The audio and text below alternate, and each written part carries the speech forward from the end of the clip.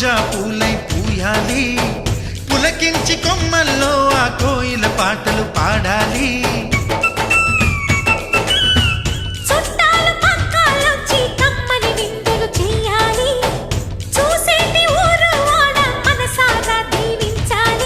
నలుగురు కలిసి చేతులు కలిపి మన కలలన్నీ పండించాలి.